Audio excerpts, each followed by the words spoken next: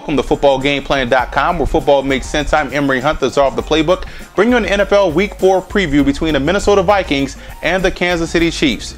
Now let's start with those Vikings traveling to Arrowhead Stadium. They have to learn to finish ball games. The Vikings have to come in and play 60 minutes of sound football from each aspect, offensively and defensively. Usually one or the other has a lapse in the quarter.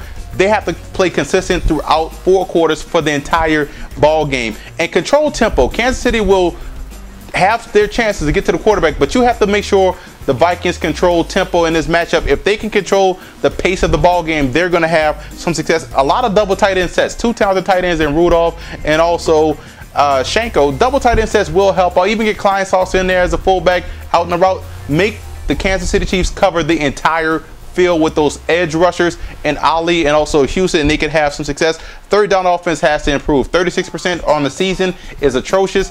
They have to do a better job of keeping the chains moving, and that's going to keep that offense on the field and in turn chew up the clock. Now defensively, you can take more chances this week. The Vikings can take chances against Matt Castle. He's kind of skittish in the pocket. He's going to get rid of that football quickly. He's going to hit the dump off, the check down. Take more chances defensively to create those opportunities, especially on the road.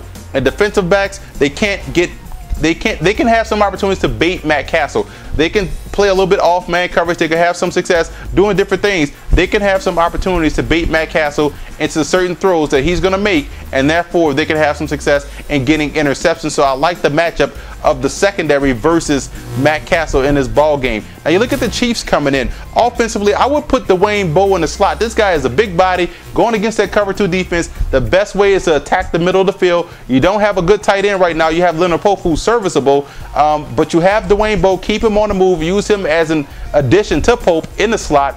Get this guy down the middle of the field. Take advantage of that Vikings secondary. Now, the big matchup for the Chiefs is that interior offensive line versus Kevin Williams. You can't allow pressure up the middle of the offensive line, especially when you have a quarterback like Matt Castle that is already scared in the pocket. You can't have that added element by having Williams live in the backfield, and you have to make sure you run at Jared Allen. If you could take his biggest strength and turn it into his biggest weakness, stopping the run, that's a win for that Kansas City offense. Now, defensively coming into this ball game, they have to get off the field. They struggle on 3rd downs this season. They have to get off the field. The defense is tired. Give that offense a chance at least by getting off the field. And pressure helps an injured secondary. So in turn, you can take more chances getting to the quarterback, disrupting McNabb's timing. I would say get more push instead of pressure, because you don't want McNabb to get outside and make plays on the run. And I look at Ali and Holly and also Justin and Houston getting pressure on the edge, causing a lot of disruption.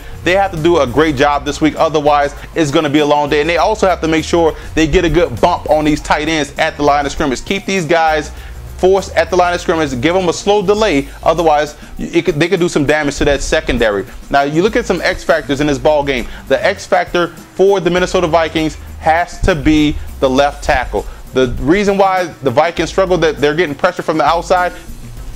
Kansas City has some outstanding rushes in Houston and Ali, so you got to look at that. The X factors for the Kansas City Chiefs has to be Matt Castle.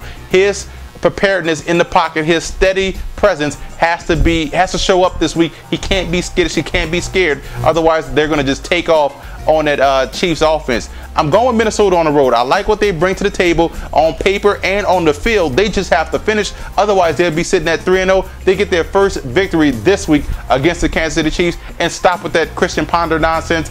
McNabb is better than Ponder 6 days out of the week and on Sunday. For more NFL previews, visit footballgameplan.com/NFL or visit our YouTube channel at youtube.com/footballgameplan. And listen to the Football Game Plan radio show, which airs Saturdays, 11 a.m. Eastern Time at blogtalkradio.com/footballgameplan.